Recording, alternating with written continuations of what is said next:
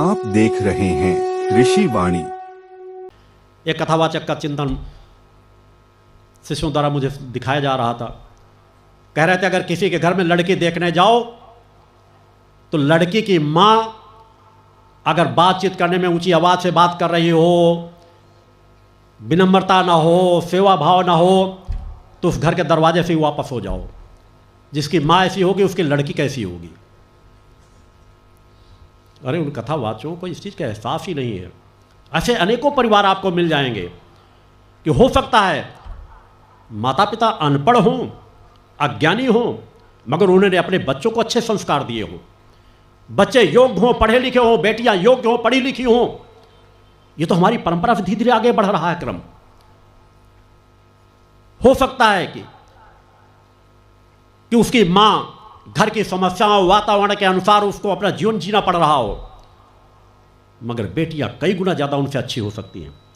और माँ को ही देखना तो ऐसी मैं एक नहीं हजारों माताओं को दिखा दूंगा, माँ बहुत अच्छी हैं, मगर उनकी बेटियां, बस आगे कुछ नहीं कहना चाहूँगा, आप स्वयं समझदार हैं।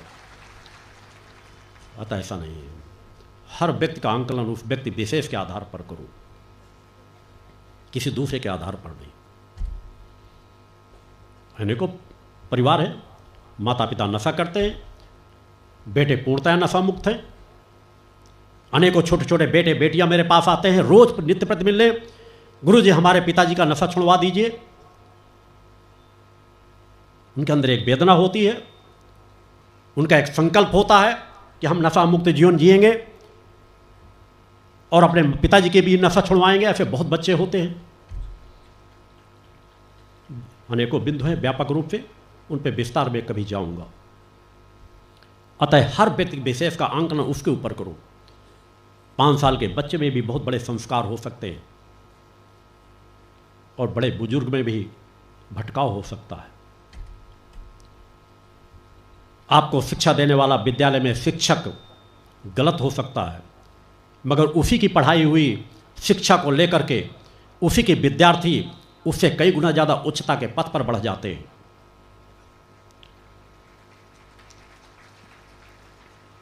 अतः अपनी सोचों को बदल करके थोड़ा सा रखो।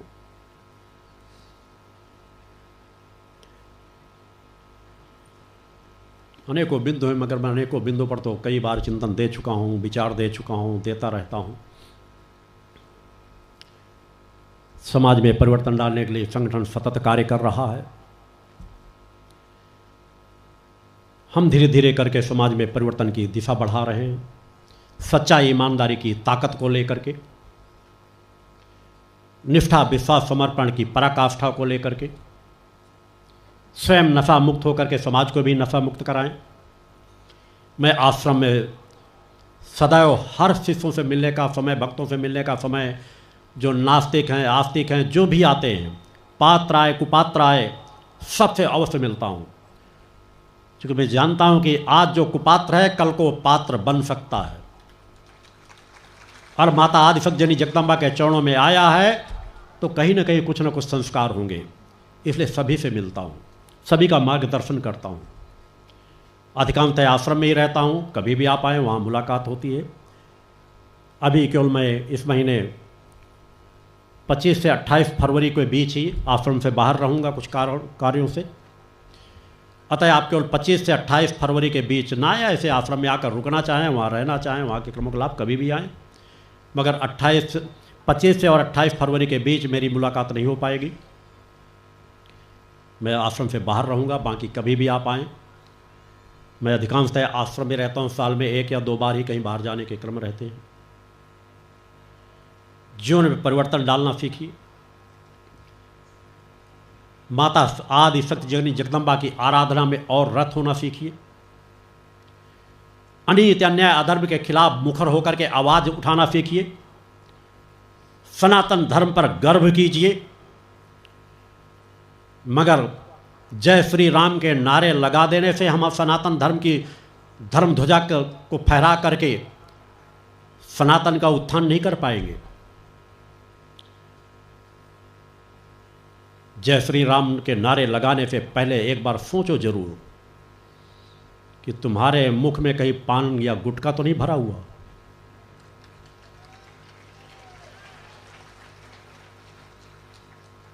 कहीं वृतांत नहीं मिलेगा कि राम पान खाते थे, गुटखा खाते थे। जिनके भक्त हो उनसे कुछ आचरण सीखो। जय श्री राम के नारे लगा देने से आप राम के भक्त नहीं बन जाओगे। सात्विकता लाओ, पवित्रता लाओ अपने जीवन में। शिव के नाम पे भांग चढ़ाने वाले, राम के नाम पर पान धतूरा चढ़ाने वाले, शिव के नाम पे, भैरव के नाम पे शराब चढ़ाने वाले लोगों को बार बार कहता हूं कि तुम कभी उनके भक्त नहीं हो सकते। कोई हमारे देवी देवता पान भी स्वीकार नहीं करते। पता नहीं कहां से पान की परंपरा बढ़ गई कि देवताओं को पान भेंट करो। तुम्हारे पान के भूखे नहीं है, वो तुम्हारा पान छुड़वाना चाहते हैं, तुम उनको पान भेंट कर रहे हो। शिव भंगेड़ी गंजेड़ी नहीं है, गांजा भांग नहीं खाते। अरे उन्होंने तो समाज के उस हलाल को कि समाज को क्षति ना हो उस विष का पान कर लिया। तुम और विष फेंट करते जा रहे हो और भांग धतूतर चढ़ाते चले जा रहे हो और शिव के नाम पे खुद भांग खा रहे हो। भांग खाने वाले कभी शिव के सच्चे भक्त नहीं हो सकते। हमारे शिव तो शुद्धता, सात्विकता, पवित्रता के महायोगी हैं। उनका जीवन तो शुद्धता, सात्विकता, पवित्रता से भरा हुआ है। बड़े बड़े योगी उनकी शुद्धता, पवित्रता का स्मरण करके अपने जीवन में शुद्धता, पवित्रता को धारण करते हैं। और तुम शिव के नाम पर भांग धतूरा चढ़ा रहे हो, शिव के नाम पर भांग घोट घोट करके पी रहे हो। और हमारे कथावाचक भी वैसे ही गीत गा रहे हैं कि पार्वती जी भांग घोट रही हैं और शिव जी पी रहे हैं। अरे अज्ञानियों, थोड़ा अपनी चेतना को जगाओ, समाज को दिशा गलत मत दो। चार पुस्तकें रट करके कथावाचक मत बन जाओ। हमारे पहले सामान्य पंडित पुजारी भी रहा करते थे, ज्योतिषाचार्य भी रहा करते थे, तो तपस्वी थे, साधना करते थे, उनके अंदर वाक शक्ति थी। आज कथावाचक केवल धन अर्जन के लिए सब कुछ भूलते चले जा रहे हैं। एक के बाद ऐसे गीत, अश्लीलता के गीत परोसे जा रहे हैं जो कभी हमारे देवी देवताओं से ऐसी चीजें जुड़ी नहीं, वैसे गीत गाए जा रहे हैं। उसमें सुधार करने की आवश्यकता है। देवी देवताओं के नाम पर कभी भी नशे की चीजें भेंट मत करो। शुद्धता, पवित्रता की, सात्विकता की चीजें भेंट करो। अगर आपको भेंट करना नहीं, वो आपकी भेंट के भूखे नहीं हैं। देवता तो दुनिया को खिलाने वाले हैं। मैंने आज तक कभी भी अपने देवी देवताओं को, इष्ट को, उनको खिलाने के भाव से भोग लगाया ही नहीं। अरे जो जगत जननी है, जिसका सब कुछ है, वो हमारे भोग की भूखी नहीं है, हमारी भावनाओं की भूखी है। मैं प्रसाद भी अगर उनके चरणों में चढ़ाता हूं तो इस भाव के साथ चढ़ाता हूं कि मेरे इष्ट की दिव्य चेतना तरंगे उस प्रसाद में पड़ेंगी और वह सामान्य सा भोजन समाज से फल फूल प्रसाद बन जाएंगे। और जो भक्त प्रसाद ग्रहण करेंगे उन्हें मेरी इष्ट की कृपा प्राप्त होगी।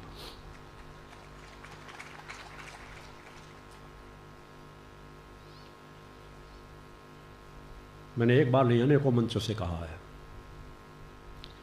कि जरूरत पड़ेगी तो मैं वह दिन भी समाज को दिखा दूंगा कि मां मेरे हाथों से नहीं है, मां मुझे खिलाती है। बोल गुरुदेव भगवान की जय। ये जगत जननी है। मैं उन जगत जननी को मैंने बहुत नजदीक से देखा है, समझा है, जाना है। जगत जननी की भक्ति करके देखो, अपनी आत्मा की चेतना तरंगों को जगा करके देखो। सब कुछ सामर्थ्य तुम्हारे अंदर है, तुम सब कुछ कर सकते हो। केवल प्रयास करो, नित्य प्रति साधना में बैठना प्रारंभ करो, अनीति अन्याय अधर्म के विरुद्ध मुखर होकर के आवाज उठाना प्रारंभ करो। आपके अंदर भी वाक शक्ति आएगी, आपके अंदर भी सोचने समझने निर्णय लेने की क्षमताएं आएंगी। वो क्षमताएं आपके अंदर है, केवल उनको आप जगाते नहीं हो। आप कई बार देखते होंगे कि कई बार आपको किसी व्यक्ति का चिंतन स्मरण अचानक आपके मन मस्तिष्क में आएगा। हो सकता है 1 घंटे बाद वही अतिथि आपके दरवाजे के पास आ जाए। आपका बेटा बेटी हो, रिश्तेदार हो, आपके मित्र हो, गुरु भाई बहन हो, वो आपके पास आया नहीं, उसको आपने देखा नहीं, मगर आपके अंदर उसके बारे में सोच और विचार चलने लगती है और थोड़ी देर बाद वो आ जाता है। विचार फक्त चलने लगते, हो सकता है थोड़ी देर बाद उसका फ़ोन आपके पास आ जाए। टेलीपैथी की प्रक्रिया आपके अंदर है। आप चेतना तरंगों को जिस तरह आप मोबाइल के माध्यम से बात कर लेते हो चाहे जहाँ पर देश विदेशों में, उसी तरह अपनी चेतना तरंगों को भी दूसरे के पास भेज सकते हो और दूसरे की चेतना तरंगों से आप भी प्रभावित होते हो। अतः अपनी चेतना तरंगों को और व्यापक बनाओ। जितनी शुद्धता सात्विकता की चेतना तरंगें होंगी, अपने अंदर की दिव्यता के खजाने को और जगाओ और फिर शांत चित्त होकर के आप जिस क्षेत्र में जहां पर जो अपने विचार डालना चाहोगे, भटके हुए लोगों को भी सुधार सकते हो।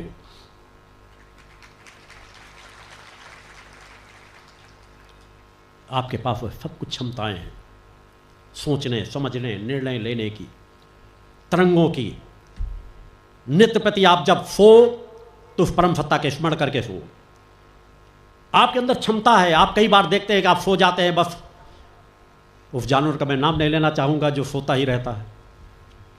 आप सब समझदार हैं। जो सूर्योदय के समय भी सोता रहता है, लोग उसी को उदाहरण देते हैं। ऐसा मत सो। जब सो तो एक निर्णय लेकर सो कि मुझे इतने बजकर इतने मिनट इतने सेकंड पर जगना है। आप स्वयं देखोगे आपके आदेश पर आपकी आत्मा कार्य करती है। आपको उतने मिनट उतने सेकंड पर आपकी आत्मा जगाएगी जरूर। अभ्यास करके देखो। मुझे कभी अलार्म घड़ी की आवश्यकता नहीं पड़ी। मैं जब जितने मिनट जितने सेकंड पर चाहता हूं उतने मिनट उतने सेकंड पर जगता हूं। अभ्यास करो।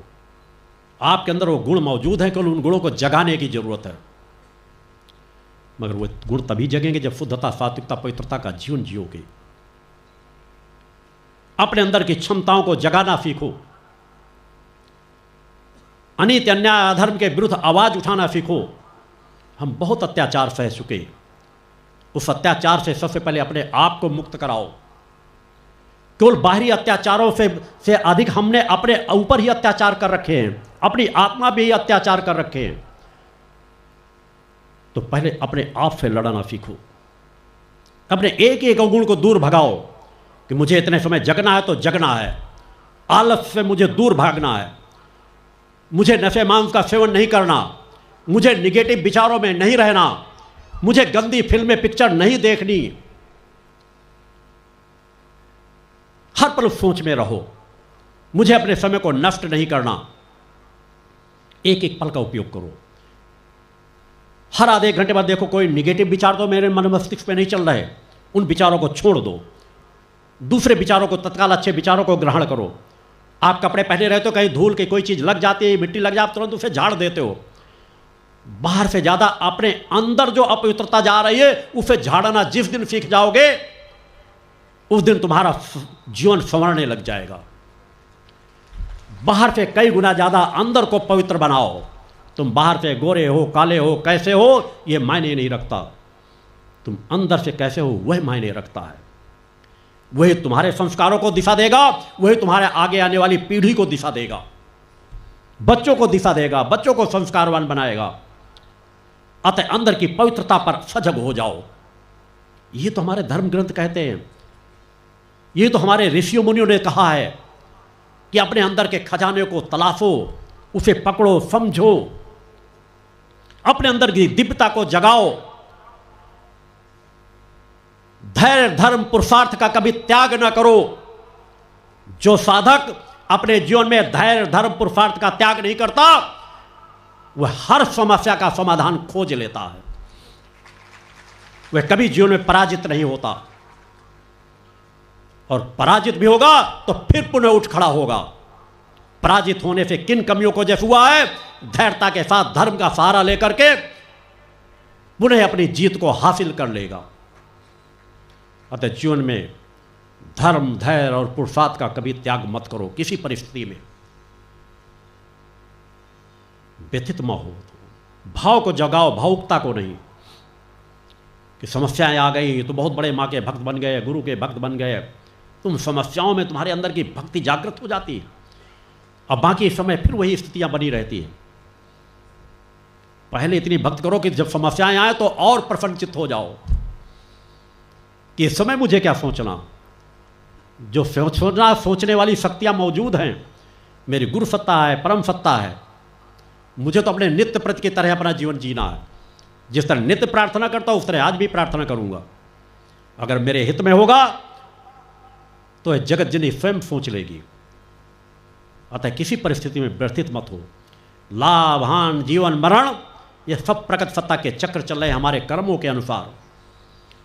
अतः उनमें व्यथित मत हो। सत्य को सत्य के रूप में धारण करो। दीपावली के दिन किसी का कोई परिजन खत्म हो जाए वो दीपावली मनाना बंद कर देता। किसी देवी देवताओं के स्थानों पर गए हुए हों, रास्ते में एक्सीडेंट हो जाए, उन मंदिरों में जाना बंद कर देते हैं। कितने बड़े दुर्भाग्यशाली हो। कहां तुम्हारी सोच है? किस सोच का जीवन जीते हो? अगर कोई व्यक्ति अच्छे तीर्थ दिन त्योहार को समाप्त हो जाए तो उस दिन तीर्थ त्योहार को तो और अच्छे से मनाना चाहिए कि हमारे परिजन सौभाग्यशाली थे, उन्होंने जीवन का जब त्याग किया तो अच्छे दिन त्याग किया, अच्छी तिथि में त्याग किया, अच्छे स्थान की ओर यात्रा कर रहे थे, धार्मिक स्थल पे जाकर के शरीर का त्याग किया। और तुम क्या चाहते हो? तुम्हारे पूर्व, तुम्हारे बेटे बेटी, माता पिता, पति पत्नी गटर में जाकर के मरे, खराब दिन में जाकर के मरे। इस मानसिकता को बदलना होगा। उन त्योहारों को अगले आने वाले त्योहार से और अच्छे से मनाओ कि हमारे परिजन सौभाग्यशाली थे, उन्हें महत्वपूर्ण दिन प्राप्त हुआ। इनसे दूर मत हटो। छोटे छोटे विचार आपके जीवन को बदल देंगे। अतः लाभ हान जीवन मरण कोई परिस्थिति आ जाए उसे देवी देवताओं पर अनास्था मत पैदा करो। देवी देवताओं को लोग पूजना बंद करते हैं। हम इतने दिन पूजा पाठ करते थे, हमारा बेटा खत्म हो गया, हमारी बेटी खत्म हो गई, हमारा पति खत्म हो गया, हमारी पत्नी खत्म हो गई, तो क्या उस परम सत्ता ने तुमको ठेका दे रखा है क्या कि तुम्हारा बेटा इतने दिन जिंदा रहेगा, तुम्हारा पति इतने दिन जिंदा रहेगा, तुम्हारी बेटी इतनी दिन जिंदा रहेगी? इतनी कौन सी तुमने पात्रता हासिल कर ली? इतना अधिकार कब दिया गया आपको? यह अधिकार तो किसी धर्म ग्रंथ नहीं कहते कि अधिकार आपको दे रखा गया है। हाँ, धर्म ग्रंथ कहते हैं अगर तुम्हारे अंदर क्षमताएं अगर तुमने जगाई हैं तो तुम अपनी पति की भी रक्षा कर सकते हो, अपने बेटे की भी रक्षा कर सकते हो। वैसा यदि जीवन जीते हो वैसी पात्रता है। अन्यथा प्रगति सत्ता, जिसका जो कार्य उसे करने दो। परिस्थितियां विपरीत हो, गुरु सत्ता के चरणों में, मां सत्ता के चरणों में, अपने पूजन स्थान में बैठ करके प्रार्थना कर दो। जो अधिकार हमारा है नहीं उस अधिकार पे हस्तक्षेप मत करो। वो तो अभी जवान था, खत्म हो गया, तो क्या बुढ़ापे में खत्म होना ही अच्छा होता है क्या? कि कुड़ कर मरते उठते, चार बेटे उनको उठाते फिर बैठालते, सेवा करते, खाना न खा पाते, बिस्तर में पड़े पड़े लेटे लेटे बर्द वहाँ पर गंदगी फैलाते। अरे उसको जब जाना हर पल प्रसन्न चित्त रहो। जीवन का एक एक पल ऐसा जियो कि जीवन का हर क्षण जीवंत हो जाए और अगले क्षण मृत्यु आने वाली हो तो हंसते हंसते मृत्यु को अपने आगोश में ले लो। जिस दिन तुम मृत्यु का भय त्याग दोगे उसी दिन जीवन का आनंद प्राप्त कर पाओगे। मृत्यु से कैसा भय? जीवन मिला तो एक दिन मृत्यु आएगी ही। अतः हर पल मृत्यु का स्वागत करने के लिए तैयार रहो कि मेरी मृत्यु आए, मेरे बेटे बेटियों की मृत्यु आए, मेरे पति पत्नी की मृत्यु आए, जब आनी है उससे पहले नहीं आएगी। अतः जब आ जाए तो व्यथित मत हो, सिर्फ अपना कर्म करो, आनंद मिलेगा। सत्य को सत्य के रूप में धारण करो, हर घर को संवारने का कार्य करो। बूंद बूंद से घट भरता है, प्रयास करोगे सब कुछ बदल जाएगा। नफरत का भाव समाज के प्रति ना हो। हमारा सनातन नफरत करना नहीं सिखाता। जय श्री राम के नारे लगा करके उग्रता मत आने दो, चेतना को धारण करो। हमें किसी समाज को नीचा नहीं दिखाना। अगर चेतनावान होगे तो कोई आक्रांता आप पर शासन नहीं कर पाएगा। जिहादियों को मुंहतोड़ जवाब दे पाओगे। हमारा शत्रु इस्लाम नहीं है, ईसाई नहीं है, सिख नहीं है। सभी धर्म अच्छी चीजें सिखाते हैं। जो अच्छी विचारधारा के लोग हैं उनका स्वागत करो, मगर जो जिहादी हैं उनका डट करके विरोध करो। सरकारें क्षमतावान हैं, सरकारों की सहायता करते हुए ऐसे लोगों को, गलत लोगों की पहचान कराओ। अपराधी कहाँ छिपते हैं? आपके गली पड़ोस, आस पड़ोस में कहीं जानकारी मिलती है, सरकार को जानकारी दो, कानून के दायरे में उनको लाओ। अपने घरों को इतने ताकतवर बनाओ, अपने बेटे बेटियों को इतनी ताकतवर बनाओ, किसी की हिंसा करने के लिए नहीं, अपनी रक्षा करने के लिए, कि हम स्वयं इतने ताकतवर हों कि हम आने वाले शत्रुओं का सामना कर सकें। जिस दिन वह ताकत हासिल कर लोगे, तुम्हें किसी की क्षति पहुंचाने की जरूरत नहीं है। सरकारों को बाध्य करो कि जल्द से जल्द नागरिकता कानून लाएं। एक एक व्यक्ति की तलाश होना चाहिए, कौन इस देश का है, कौन दूसरे देश से आया हुआ घुसपैठिया है। जगह जगह पर जिहाद हो रहा है, इस्लाम को बदनाम कर रहे हैं। जगह जगह भूमाफिया इस्लाम के नाम पर जिहाद किया जा रहा है। कहीं पर रोड के किनारे 4 ईंट एक पत्थर रख देंगे, कलीमी बाबा, जलीमी बाबा, न मालूम कहाँ कहाँ के बाबा वहाँ पर प्रकट हो जाएंगे, उनके नाम की मजार बन जाएगी, जबकि वहाँ कोई नहीं होगा। कौन कौन से पीर बाबा, कौन ये आ गए, और वहाँ पे दिखा कर सब सनातनी वहाँ जाके सर झुकाने लग जाते हैं। डर पैदा कर दिया जाता, गाड़ी वाले जाते हैं, अरे पीर बाबा की दरगाह है, अगर वहाँ गाड़ी नहीं रोकोगे तो आगे जाके एक्सीडेंट हो जाएगा। तो तुम्हें अपने आप पर विश्वास नहीं, अपनी सनातन की शक्तियों पर विश्वास नहीं। जहां ऐसा डराए वहां बिल्कुल गाड़ियां मत रोको, तुम्हारा कुछ नहीं होगा, क्योंकि ना वहां पीर बाबा बैठे हैं ना कोई बैठा है। जमीन का जिहाद कर, जगह जगह भूखंड कवर करने के लिए अलग अलग तरीके से ला करके इस तरह की मजारें बनाई जा रही हैं।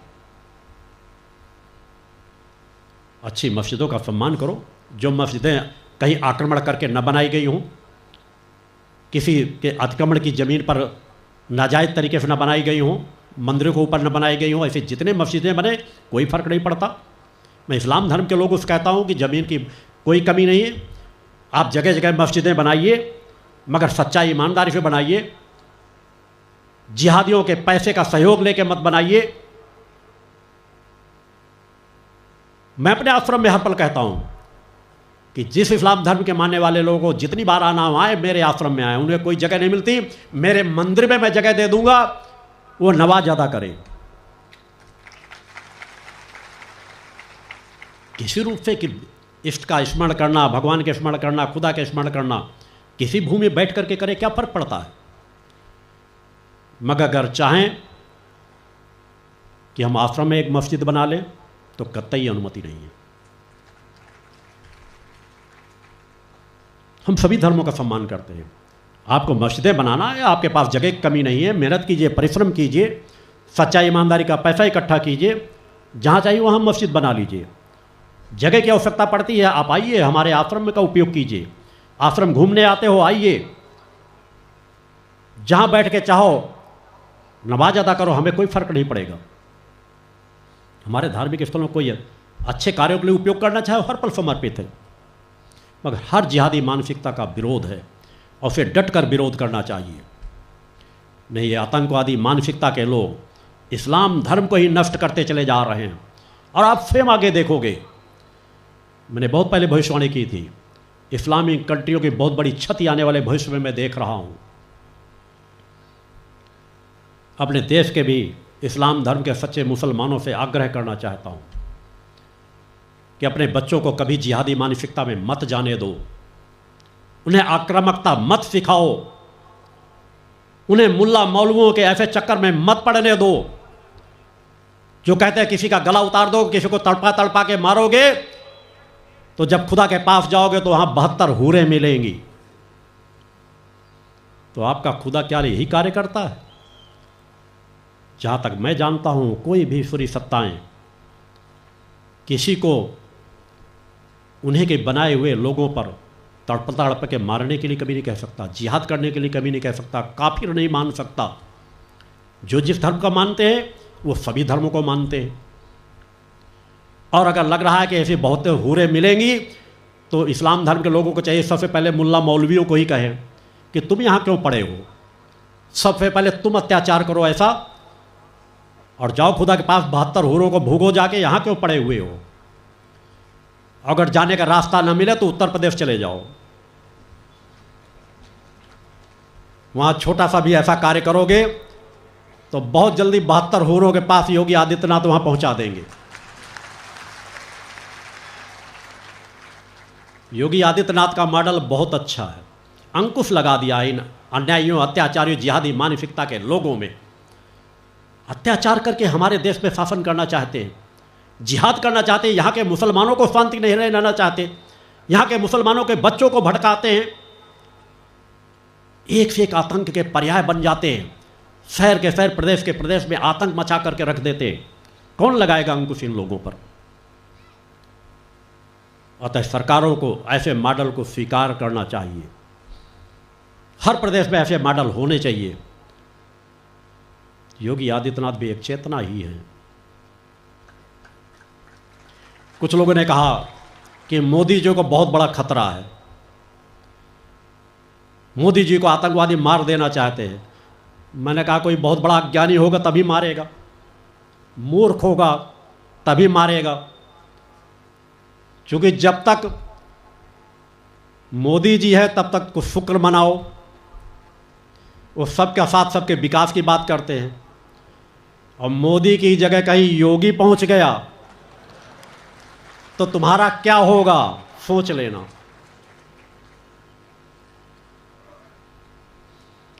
अतः मैं भटके हुए जिहादियों को कहता हूं केवल सुधर जाओ,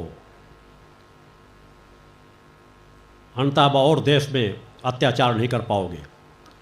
धर्म के नाम पर हमारा देश बट चुका है, एक भाग आपको दिया जा चुका है। अगर आपको यहाँ अच्छा नहीं लगता तो वहाँ चले जाइए जो भाग आपके धर्म के नाम पर दिया गया है। यहाँ रहना, अपने धर्म के को मानिए, करिए सम्मान के साथ। कहीं कमियाँ आ रही हो, भक्ति मानव कल्याण संगठन आपकी सहायता करेगा, मगर जिहादी मानसिकता को लेकर के नहीं। हजारों हिंदुओं के बीच अगर एक मुसलमान परिवार रह रहा होगा तो कभी प्रताड़ित नहीं किया जाता, सम्मान के साथ रहता है। मगर अगर 10-20 मुसलमान परिवारों के पास अगर एक हिंदू परिवार रह रहा होगा तो उसको रहना मुश्किल कर दिया जाता है। कहीं ना कहीं सोचना होगा। अगर नहीं सोचेंगे तो जिहादी मानसिकता के लोग स्वयं अपना ही पतन कराएंगे। समय बदल चुका है, युग बदल रहा है, मगर उसके साथ हमें अपने आप को बदलते रहने की जरूरत है। अनीति अन्याय अधर्म का मुखर होकर के विरोध करो, जिहादी मानसिकता का विरोध करो। अपने भी गलत कर रहे हो तो उसका भी विरोध करो। ये नहीं दूसरे के धर्म के लोग ही गलत हैं, हमारे धर्म के लोग गलत नहीं। हमारे धर्म के लोगों ने अगर गलत ना किया गया होता तो हमारे सोमनाथ के मंदिर न तोड़े जाते। उन्हें एक मंदिरों का दिया हुआ खाते रहे, और जब आक्रांताओं ने आक्रमण किया तो भगवान उनकी आंखें फोड़ देंगे, भगवान उन्हें दंड दे देंगे। अगर सब उतर पड़ते कि भगवान हमारे माध्यम से कार्य करेंगे, उनका डट कर मुकाबला करते, तो कोई आक्रांता हमारे भारत और में राज्य न कर पाता। हमारे कोई भी वीर साहसी राजा महाराजा जो मारे गए हैं तो सामने की लड़ाई में नहीं मारे गए, आक्रांताओं ने अन्याय के साथ छिपकर पीठ पीछे वार करके उन्हें क्षति पहुंचाई है। वो अपनी तलवारों की धमकियां देते हैं, उन्हें वो याद दिलाना चाहता हूं, छत्रपति शिवाजी की तलवार याद रखनी चाहिए उन्हें, महारानी लक्ष्मीबाई की तलवार याद रखनी चाहिए। सनातनियों को तलवार चलाना भी आता है, दूसरों की रक्षा करना भी आता है, अपनी रक्षा करना भी आता है। अतः हमारे सनातनियों को कोई धमकी देने का प्रयास न करे। हम जब अपने में आ जाएंगे तो सब कुछ करने की सामर्थ्य रखते हैं।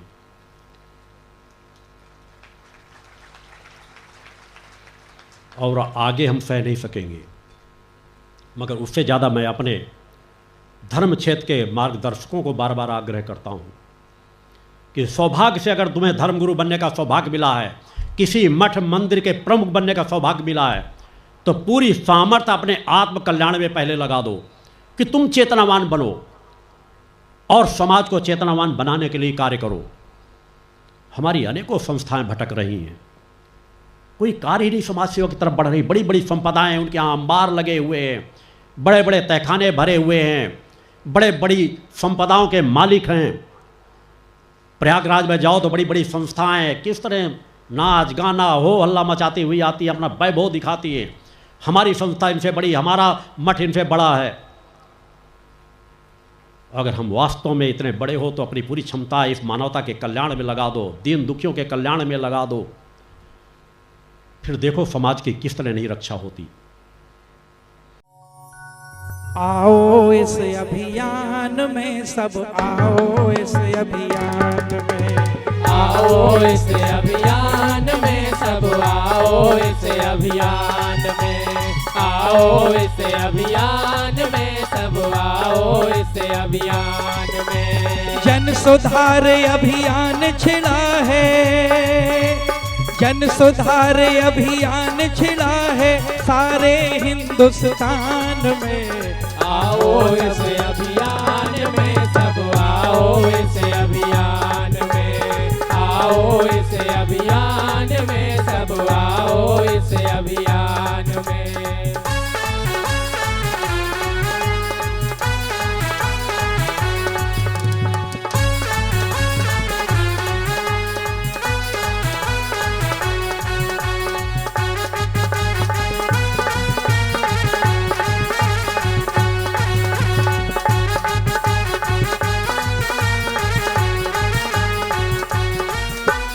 मानव तन अनमोल है ना, इसे गवाओ विकारों में।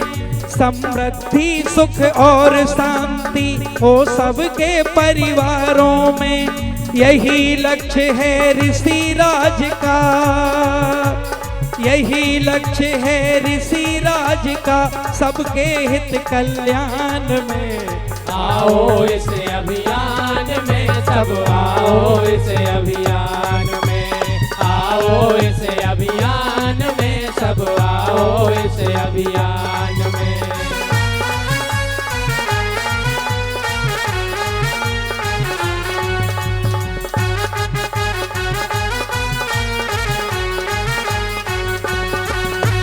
शक्ति साधक के परिवेश में गुरुवर सबको ढाल रहे, लक्ष्य यही सद्गुरु देव का जनमानस खुशहाल रहे। भारत की खुशहाली भारत माता के सम्मान में। आओ इस अभियान में सब, आओ इस अभियान में, आओ इस अभियान में सब, आओ इस अभियान में।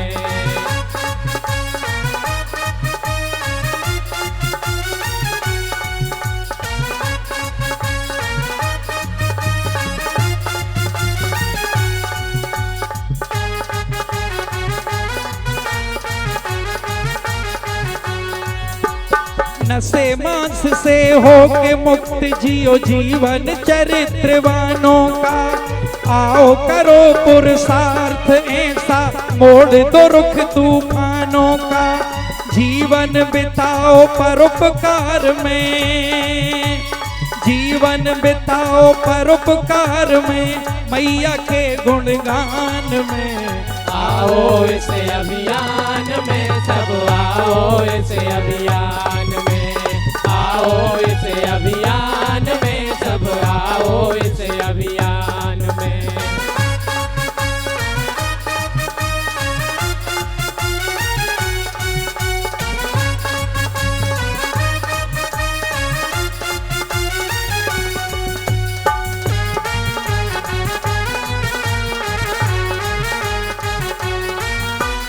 गुरुवर कहते जीवन सारा जन जन के हित जीना है। छोड़ो विषय विकार सभी, माँ भक्ति का अमृत पीना है। माँ ही निखिल ब्रह्मांड की जननी, माँ ही निखिल ब्रह्मांड की जननी, सदा रहे ये ध्यान में। आओ इस अभियान में सब, आओ इस अभियान में, आओ इस अभियान में सब, आओ इस अभियान में।